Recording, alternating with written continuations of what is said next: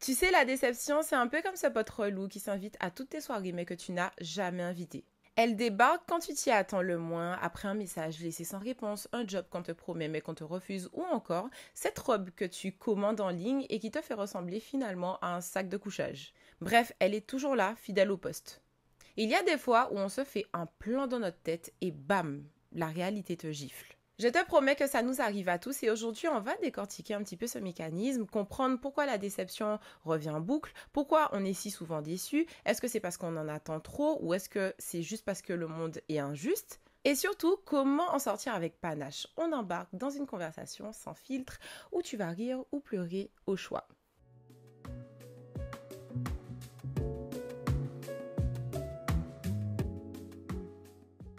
Hello, hello, j'espère que tu vas bien et que tu es bien assise confortablement avec ton thé, ton café ou ton matcha latte préféré et que tu es prête à parler d'un ressenti qui l'est un peu moins et qu'on connaît tous très bien.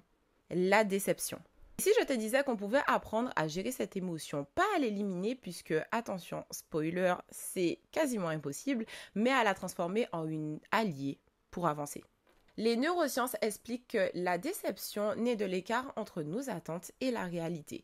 Notre cerveau rationnel construit des scénarios assez pertinents et quand la réalité ne correspond pas à ce que l'on s'est imaginé, c'est la panique et les émotions s'y mêlent et voilà, tu es déçu.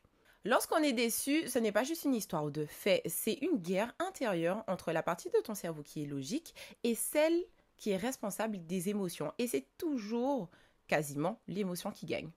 Il y a de multiples situations que nous pouvons énumérer pour lesquelles nous avons été profondément déçus et c'est normal. Que serait la vie sans joie, mais également sans déception? Bien sûr qu'on aurait pu se passer de ces émotions désagréables, négatives, mais comme pour les émotions positives, celles qui le sont un peu moins ont également leur rôle à jouer dans notre système. Tu imagines déjà ton nouveau poste, ton bureau ensoleillé et quand ton patron choisit quelqu'un d'autre, c'est la douche froide. Ce n'est pas vraiment l'événement qui cause problème, mais c'est l'histoire que tu avais racontée à ton cerveau à l'intérieur de toi. Tu organises un anniversaire surprise pour ta meilleure amie et elle ne te montre pas l'enthousiasme attendu. Boum, déception. En vrai, elle a peut-être passé une mauvaise journée, mais ton cerveau, lui, interprète ça comme une forme d'ingratitude. Ce mécanisme est un peu comme ton assistant personnel qui se dit « mais ça ne devait pas se passer comme ça, voilà comment ça devrait se passer ». Et quand la réalité ne suit pas son plan, qu'est-ce qu'on fait? Alors là, c'est à ce moment-là que ça coince. Il y a une autre raison pour laquelle la déception fait si mal, c'est ce qu'on appelle le biais de perdre. On est câblé pour éviter les pertes à tout prix, qu'il s'agisse de temps, d'énergie ou d'émotion. Lorsque tu es déçu, ton cerveau perçoit cela comme une perte. Il se dit, j'ai investi de l'énergie dans cet espoir et au final, je n'en tire rien de concret. Cette perception active les mêmes douleurs cérébrales que la douleur physique. En gros, la déception n'est pas juste une petite émotion passagère, c'est une vraie douleur pour ton cerveau. C'est une émotion multifacette qui combine plusieurs émotions primaires et qui se déclenchent en même temps. On peut noter par exemple la tristesse, la colère, la surprise, mais elle n'est en aucun cas ton ennemi. C'est une sorte de signal qui te renseigne sur toi-même, sur ce que tu attends de la vie et sur ce que tu valorises profondément. Quand tu prends le temps d'analyser cette émotion, tu découvres des aspects de ta personnalité que tu ignores, peut-être tes valeurs, tes besoins ou même tes peurs. Et ça, c'est vraiment le côté positif de la déception. Un exercice pratique que je te propose et qui m'a beaucoup aidé, c'est qu'à chaque fois que tu ressens une déception, écris-la et note en 1 ce que tu attends, en 2 ce qui s'est réellement passé et en 3 comment tu te sens à ce sujet. Donc tu peux effectuer ce petit exercice, cette pratique t'aide à prendre du recul et à voir la déception comme un message plutôt qu'un échec. Donc ce n'est pas juste une émotion qui te tombe dessus comme un orage, c'est un processus biologique et émotionnel complexe et plus tu apprends à le comprendre, plus tu peux apprendre à en faire une force. La vérité est qu'on devra toujours composer avec la déception, sachant qu'elle se base sur nos émotions primaires.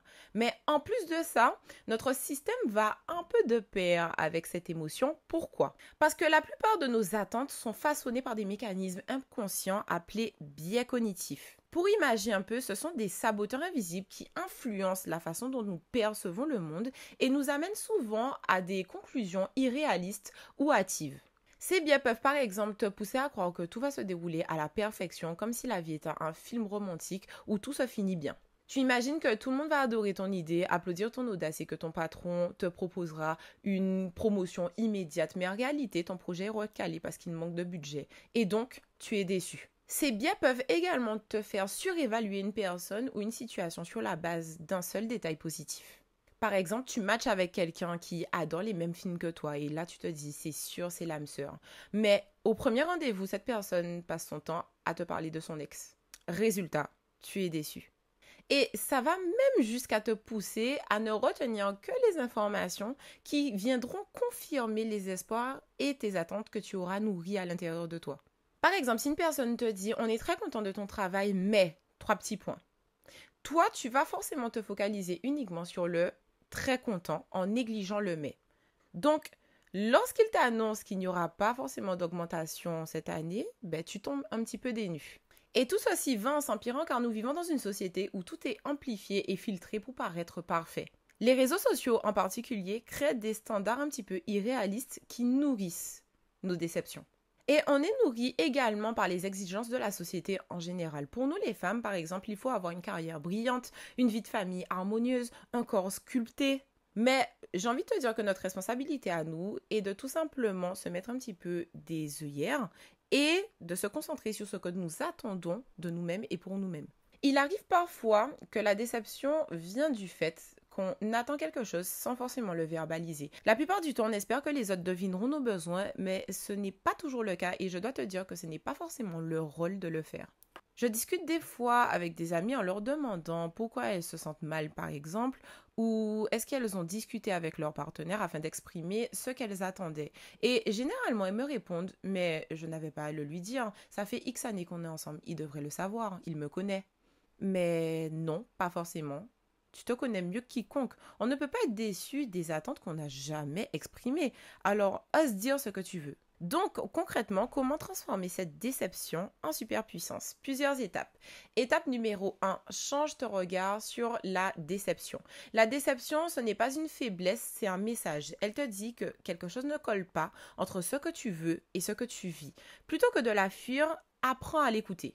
L'étape numéro 2 consiste à identifier ce qui compte vraiment pour toi, car elle est souvent liée à ce que vous valorisez le plus. Tu es déçu parce qu'une amie ne te soutient pas dans un moment difficile. Cela peut révéler que pour toi, le soutien émotionnel est une valeur essentielle dans une relation. Une fois que tu en as conscience, tu peux choisir d'investir ton énergie dans des relations plus alignées avec tes valeurs. L'étape numéro 3 est bien évidemment d'accepter l'imperfection de la vie et des autres. Accepte que la vie et que les gens ne seront jamais parfaits, tout comme tu ne seras jamais parfaite. Chaque imprévu, chaque obstacle est une occasion d'apprendre et de grandir. Et bien évidemment, la dernière étape qui pour moi est la plus importante est le fait d'attendre plus de toi-même que sur les autres.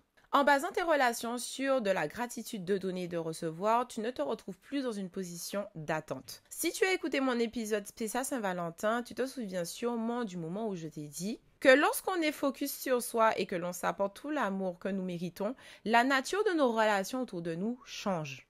Tu n'es plus dans l'attente de recevoir, mais plus dans la gratitude d'avoir reçu et ça change complètement notre rapport à la déception et diminue même son intensité lorsqu'on fait face à des situations un petit peu déplaisantes. Et voilà, c'est déjà la fin de cet épisode. La prochaine fois que tu sens la déception, voilà plus comme une opportunité déguisée. Rappelle-toi que tu as le pouvoir de transformer cette vieille pote un petit peu relou en une alliée puissante pour avancer.